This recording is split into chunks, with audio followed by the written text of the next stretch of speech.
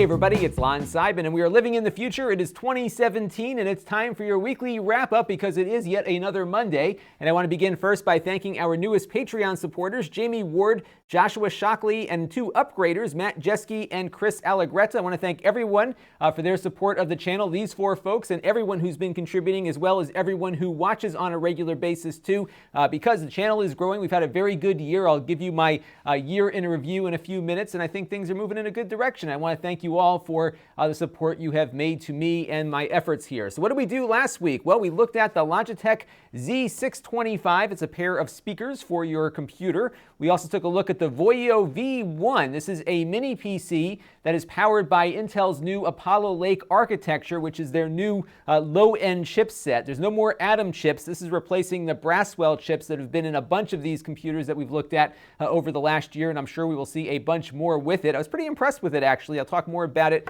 when we get to the Q&A.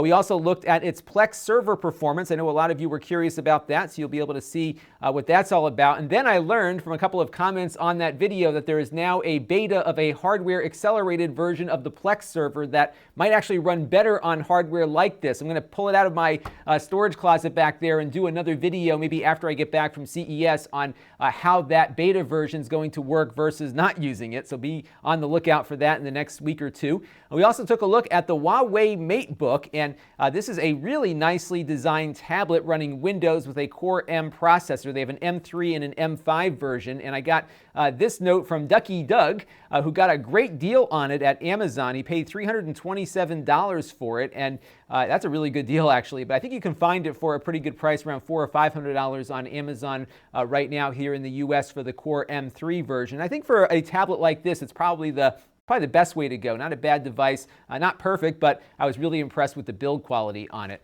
So now it's time for a couple of things that are on my mind. I want to begin with this tweet that came from one of my favorite tech podcaster journalists out there, Jason Snell, who was complaining that he hit his 1 terabyte of data cap on Comcast here in the United States, and he followed up that tweet by saying, do only 1% of Comcast customers have two teenagers who like YouTube and Netflix? He goes, I guess so. And this is going to be a problem that many of us in the United States will soon have because Comcast has been test marketing this 1 terabyte data limit. I looked at mine the other day. I haven't really looked at it all that much because I haven't been under the cap, and I'm using about 650 gigabytes a month on my plan, but I only have one kid watching Netflix right now, my daughter. My wife watches occasionally too, but I think it's going to increase exponentially as my other daughter starts watching stuff on there, and of course we start watching more 4K content on our TVs. So this is a big problem, and I think what's happening here, I wanted to put up this article from Wired, and this is not going to be a partisan political discussion at the moment, but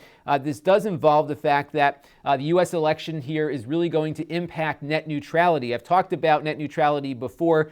Clearly in the current administration there has been an effort on part of the FCC to impose some kind of regulation on how internet providers treat data crossing their networks. It's been very controversial here in the United States, but personally I feel as though it was necessary because I think a lot of independent content creators like myself are going to become collateral damage as this net neutrality thing heats up. And I think part of why Comcast is doing this is because when consumers get really pissed off that their Netflix consumption is going to cost them more money, they'll start using things that anti-net neutrality legislation or the removal of regulation for net neutrality will allow Comcast to say, hey, if you want to use our preferred service, like the competitor to Netflix, we won't count against your data cap, so why don't you use that instead? Or maybe they'll deliver better service for that other competing service because they're paying more for the right to be traversed across Comcast's network. All these different things might be happening, and right now, as far as I know, at least for my level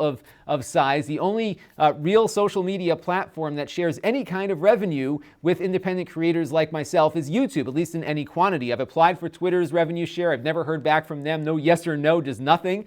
There are other video platforms forming, but they're really not at the scale that YouTube is at the moment. Facebook famously doesn't share revenue with smaller creators right now either. So it's really dangerous, I think, if this happens and Comcast and Google get into some kind of tiff and all of a sudden you've got a bunch of kids who may watch Twitch instead of YouTube or vice versa because one is favored and not going to count against the data cap and one other one might. And that's a big issue, and I think it's going to really impact the ability for independent creators to earn a living. And this also brings back this notion of a gatekeeper, that you got to be on the platform that Comcast prefers so that you can get your stuff watched by people. And we went through a long period of time in mass media where a very small number of people determined what all of us watched, and that has really eroded in a good way over the last 5 or 6 years as these social media platforms have really taken hold.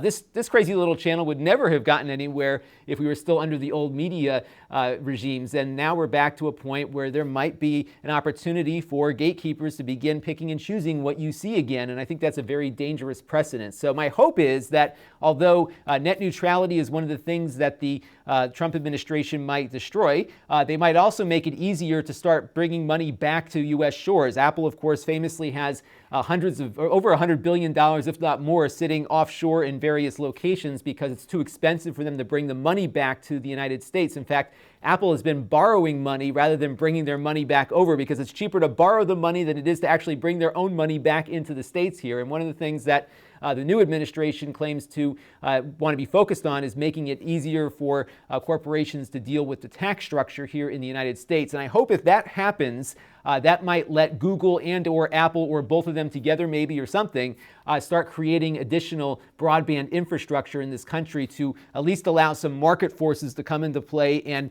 negate the effects of the removal of net neutrality regulations. Because I'm sure if Google came along and was able to offer maybe a broadband wireless service, we're seeing some startups working on that in various cities around the country, maybe that will prevent some of these other companies from imposing some of these bandwidth caps, especially if a competitor is offering a similar or better service with no caps or no favored nation status of certain content providers. So we'll see what happens here. I'm very nervous about this. Comcast is going to have to stick to neutrality at least until 2018. That was reported in the article because of their one of their recent mergers. That was a requirement of that merger that the FCC put down. But it's going to be a very tumultuous year, I think, for the internet here in the United States, and it will undoubtedly have international repercussions too. But stay tuned, because these large regional monopolies are going to unfortunately get more monopolistic, and hopefully we might see some competition coming out of this, but who knows? It's going to be a very interesting year. And that said, let's take a look at 2016 here on the channel. We had 14,675,471 views as of midnight on December 31st.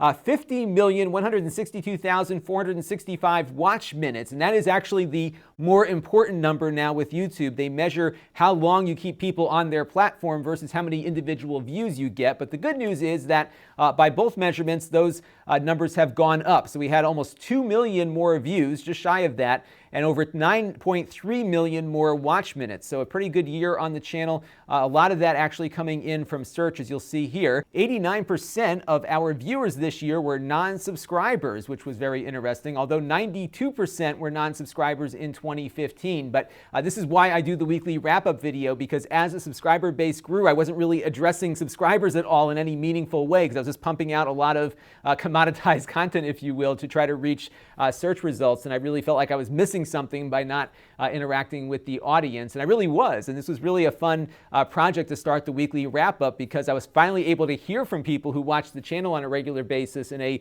more conversational way that wasn't tied to a direct product review or something like that. So it's been a lot of fun to do that. I've noticed that my subscriber base, just based on the kinds of views I get depending on the topic of the video I'm doing, is very fractured. So some of you are here for home theater stuff, some of you are here for NAS devices, others are here for computers, and I'm seeing different groups of people responding more regularly depending on what the topic of the video is. So I need to figure out a way to kind of bring all of this together, just because I see a lot of channels who have subscriber levels at or even less than mine that get more per video views. But I think what's happening here is that X thousand of you are here for one thing and X thousand of you are here for another, so you're probably skipping over the things that aren't of interest to you.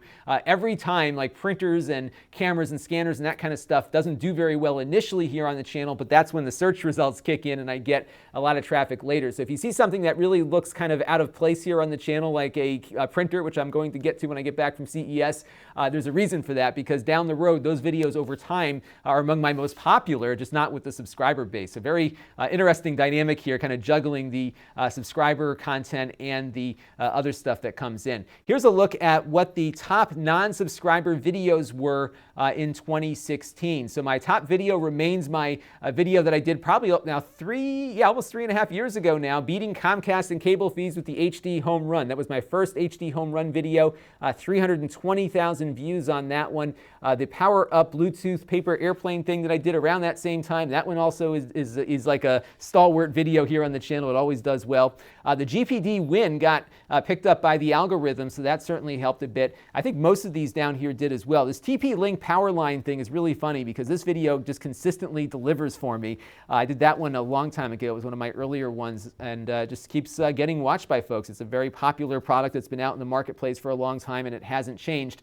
Just like the WD MyCloud, even though the MyCloud product line has improved and changed over time, that first video I did on the MyCloud years ago is still watched very heavily with a lot of watch time, as you can see as well. So really interesting stuff, but really a bulk of this list is a lot of my older content. And not surprisingly, the top videos among subscribers are all new videos. The GPD Win, the Mi Box, the Kangaroo Pro, the Compute Stick, all of these things I did, I think, in the last year. I don't think there's any, the only older one is the one at the bottom, the beating Comcast and cable fees one that you saw on the other list there. So that might be actually people that find me via that video and then subscribe, so it moves their view over to the subscriber list versus the non-subscribed list. But just gives you an idea. Subscribers are always looking for something new, whereas non-subscribers are coming in via search, and a lot of my older content does well. So really, when I make a video, I'm always thinking about how can I make sure this video lives a long time, and that is part of what goes through my thought process, and why sometimes my videos tend to be longer than other product reviews, because I want to put the detail in that will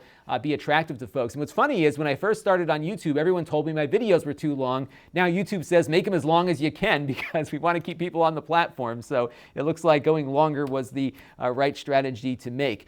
This year we added 50,302 subscribers compared to 43,723 last year. So very steady, predictable growth here on the channel, which actually is okay for me. You know, I mean, if things grew too quickly, I think I'd get a little nervous about it. And it's nice that I just can see every day about the same number of people subscribing as the day before. And it means that people are coming here, they're liking what they see, and they're sticking around. So that's always a good thing. And, you know, I think we're in this era where there's this expectation that you have to, go from 0 to 1 million in a heartbeat. Otherwise, why do it? My whole thing is that I really believe strongly that for something to be good, you need to take the time to kind of work through all of the things that it takes to get good. And if you look at some of my older content, I still cringe actually on a lot of those older videos, which is so funny because so many non-subscribers are being introduced to my content by the old stuff that I didn't like. I used to scream at the beginning of every video or close to it. Never realized I was doing it until I look back and you look at it like, wow, I can't believe how bad it was at the time. So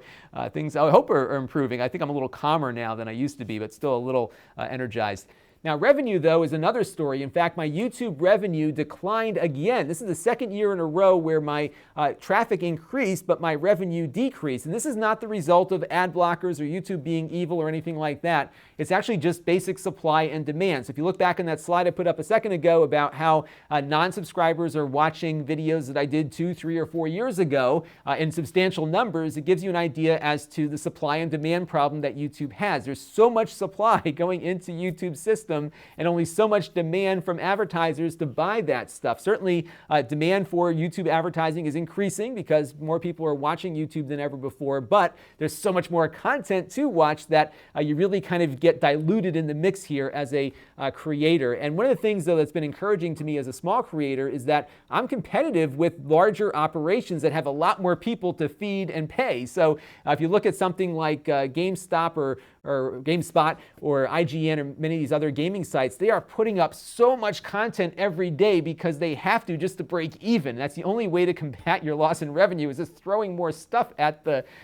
platform. But at the same time, if I do a nice detailed review of something like the HP Stream 11, I'll actually be in the search results on the first page right next to the Wall Street Journal and CNET and all these other different sites out there. And that's really encouraging, and it's probably discouraging for them, which is maybe why this net neutrality thing is becoming becoming an issue again, because if I can sit in my basement by myself, operating my cameras on my own, I can be competitive with a major multinational corporation with hundreds of employees focused on making the same content that I'm making.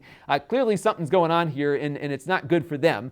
So I'm really looking at ways now of being able to produce more content more efficiently, which is why I want to bring on that part-time help in the coming year to assist me with that. And the other thing that I'm really going to be focusing on this year is the one area of revenue growth that I did see, which was affiliate marketing. And this is those links that I put on the bottom of every, or at the top of every video description that I do here on the channel. Most of the time I'm taking you over to Amazon. Sometimes you go to GearBest or some other site. But what happens is that if somebody clicks on that link and buys that product or something else, we get a small commission of that sale. And as my viewership is increasing, so has the affiliate revenue. And it was actually so good last year. It's certainly not enough to pay the mortgage or anything, but it was so good last year that it negated all the losses I had on the YouTube side of things. So I'm really going to be focusing on coming up with more affiliate links that help international viewers, because more than half of my viewership is not actually here in the United States, but all I've been providing lately have been US affiliate links. So I'm going to be looking at making that more of a streamlined process. I do have accounts now on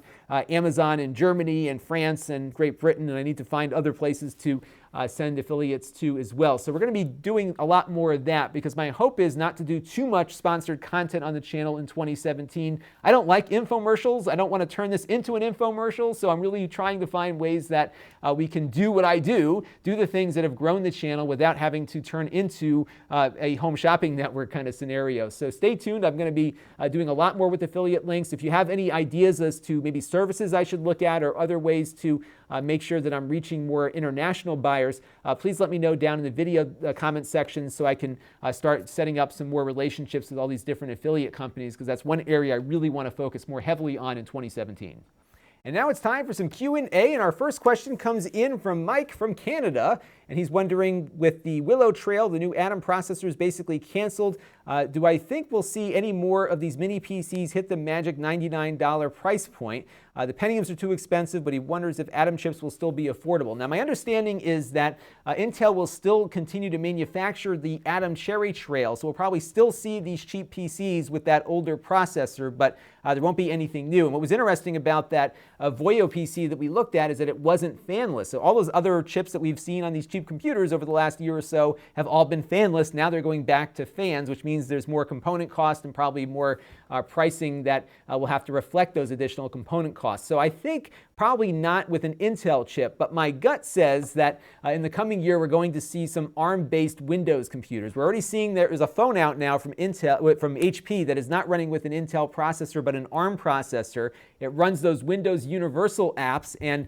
looks as pretty much like a Windows computer when you dock it into its little dock thing. And I think we're going to see that in laptop form so they can stay competitive at least against the Chromebooks. They have to have something in that segment of the market, and I think that's probably where they'll go. Something thin and light and fanless with an ARM processor. If it's able to run Word and web browsers as well as an Intel chip can, which I think these ARM chips can do now, I think that will definitely be a possibility this coming year. And I think as a side effect of that, we'll see mini PCs built from that same architecture as well. I'm excited to see what happens, but again, my big prediction for 2017 in that area is ARM-based Windows devices, and I hope to see some at CES. I haven't seen anything come across on my press releases yet, but I think there probably will be one or two there, and I'll try to find them while I'm roaming the show floor.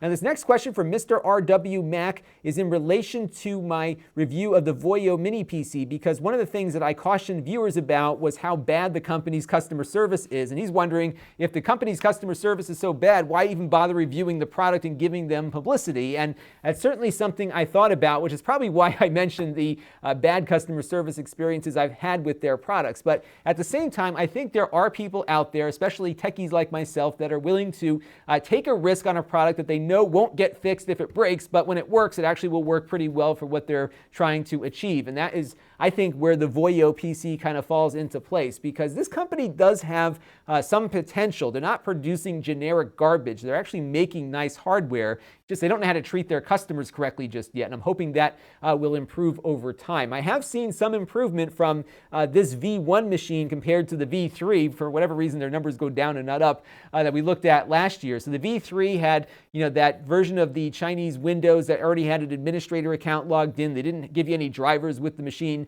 This new one is actually better built. It has a fan on it so it doesn't get all the thermal throttling that you might have had with the other one. And they put the drivers on it, and they were able to get you a Windows clean installation with no administrator account already baked into it. So they've done some things to make things better from the prior year, and I think there's potential here, at least with this company. I'm very mindful of it. I have been turning away requests to review products that are very generic in nature. So last year I got in a PC on a stick that I thought was pretty cool and innovative, and then 2 weeks later another company comes to me with the same exact product, and I really felt a bit duped there, because a lot of times there's these factories that just make stuff and just rebrand different companies' names on it, especially on the Android side of things. We see that a lot. But I think in the case of Voyo, even though I'm not crazy about the company right now, I do think they're going somewhere, and I think they are providing computers that are going to be of interest, especially to viewers on this channel. I just want to give everyone a good warning about them before they spend their hard-earned money on something that they may not be able to get fixed when it breaks. And our last question comes in from Snowflake, who is wondering if I archive all of my recorded footage or if I just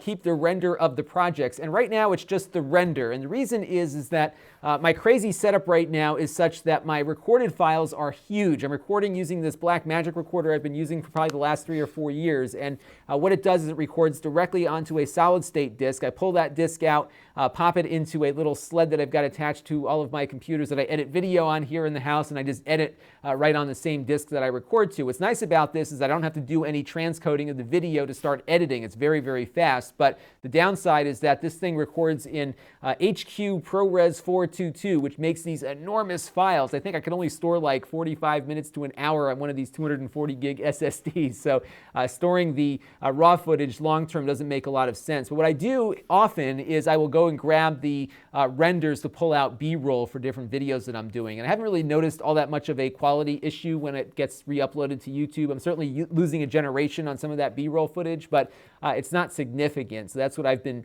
pretty much doing here. Just because I just don't have, I have a lot of storage in this house, but a lot of this video isn't going to be useful anytime after I make the video, so I typically just keep the renders, and if I need to refer back to something, I'll just re-download it from YouTube or pull it off of my own archive in here and then just drop in that B-roll.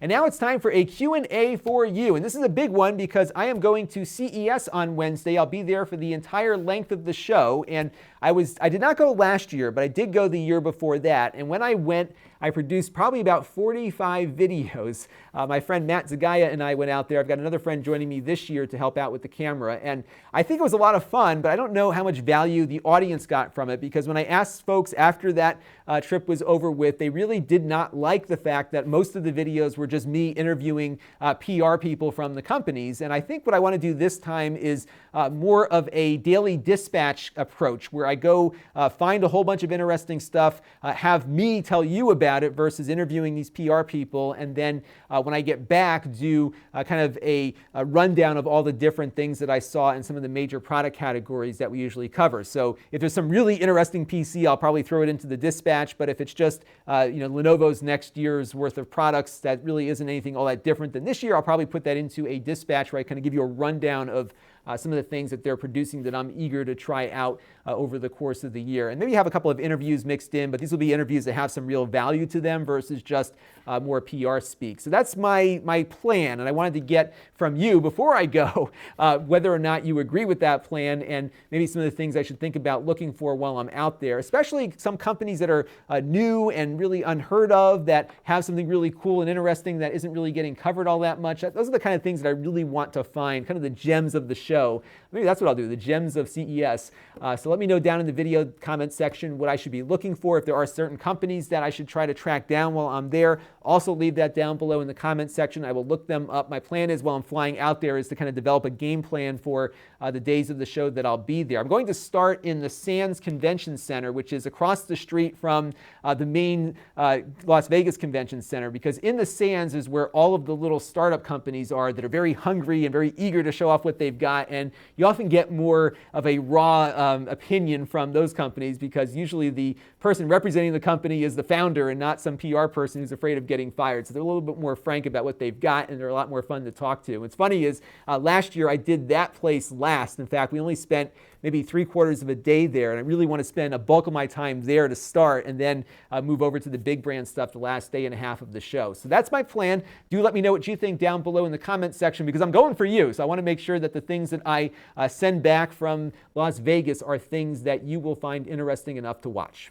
And if you want to help the channel, you can. You can go to Lon.TV/Patreon and make a monthly contribution to the channel. We also have fan funding set up at Lon.TV, which is a one-time contribution. Every little bit helps, and I greatly appreciate everyone who's been doing that. We still have the affiliate program going on with Plex. So if you go to Lon.TV/Plex and set up a free account, we get a small commission for that. We also have ways to engage with the channel. We've got the extras channel that I keep uploading stuff to every day, or just about every day, at Lon.TV/extras. I might throw some CES stuff into the mix on that channel as well. So if you are looking for more raw stuff where I do, some unboxings, I've been doing some iPhone cases and a few things I've been getting through the Amazon Vine program. I've been putting those over there just so I don't overload you on this channel. So I know a lot of you have been watching stuff over there, and I greatly appreciate that. That channel's been growing faster than I thought it would, which has been a lot of fun. It doesn't even take any time away from this one because I am just kind of doing my normal evaluation workflow just with the camera on while I am first opening up products and looking at them. So it's really easy for me to do, and I know a lot of you are enjoying it, so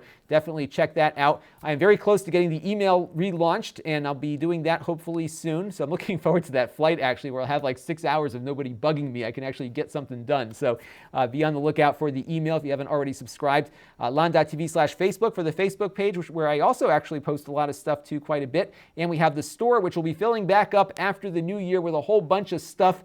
Some things I might actually do just for the cost of freight. So it'll be kind of like a giveaway, just you pay the shipping and it's yours. I'm not sure exactly what I'm going to do with that just yet, but I will do a few more giveaways, and I've got a bunch of other stuff I'll probably just put up for freight. Just given the cost of shipping, it might make sense to do that along with some other giveaways also. So stay tuned for that. So that'll do it for this week's weekly wrap-up. I got a lot of fun stuff in the works for 2017. I really want to increase the amount of content I'm producing without diminishing the value of the content I'm producing. So that's going to require more time to devote to what I do here, but I hope to figure out some way to do that in the coming weeks. So I'll be giving you some updates on that. I also upgraded the software inside of my Tricaster that runs all of the stuff you see here on the channel, and it was actually a pretty interesting upgrade. There's a lot of features that I haven't even started scratching the surface on, but a couple things in particular. Some little things like the ability to add borders to my windows here, so I can add a little drop shadow, as you can see here. It's a little too strong right now. I've got to go in and edit the file to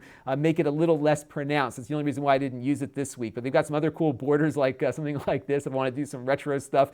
A lot of cool stuff that they've put into place here. I also gained the ability to add 4 additional input sources to my Tricaster without upgrading the hardware, and they're doing that through a new technology called NDI, which is a IP-based protocol for sending HD video. And because it's over gigabit Ethernet, you can really get what they say is as good as an HDMI or SDI source pushed over your network back to the Tricaster. And that's going to be really helpful in my new space because I've got a green screen all the way on the other side of the room, and my Tricaster is HDMI based, and I really don't have a cord long enough to very comfortably get everything in range if I want to shoot something here at the desk and use the green screen or use some of the other set pieces that I want to put together. NDI will allow me to do that, and now I've got it, and I can add 4 different cameras into that mix. They have things for computers. I think OBX or one of the game streaming applications supports it now too. So there's a lot of stuff coming out that supports NDI. There'll be more hardware that supports it as well. So really nice to be able to gain some additional input options on that. I'm going to be playing around with that when I get some time in the coming weeks. And they also added the ability to have more than what you see here on the screen activated at one time. So the way, I'll show you how all this works, but I basically set up the weekly wrap-up as a switchable thing. So if I hit the button here and switch back to my computer screen, when I switch again, I've got this whole thing already constructed in a virtual input on the switcher here, but I can only have what you see here. I couldn't add more stuff, but now I can. They added an additional overlay here so I can do more stuff on screen at the same time, which is awesome. So a lot of things that really mean only something to me, but for those of you that are interested in the mechanics of the channel, I will do a video on the Advanced Edition upgrade for the Tricaster and how I'm using it in the weeks ahead as well. So much stuff to talk about. I'm also going to do my top 10 picks of the year of 2016, so be on the lookout for that. I hope to shoot that tomorrow and have that up while I'm getting all the CES coverage put together while I'm out there. So stay tuned, all sorts of stuff to see. Got the Roku Ultra ready to go with a review too, so lots more to come, and I hope you all had a great new year. I'm looking forward to conversing with all of you in the months ahead. This is Lon.TV, thanks for watching. This channel is brought to you by my Patreon supporters. If you want to help the channel, you can by contributing as little as $1 a month. Head over to Lon.TV/Patreon to learn more.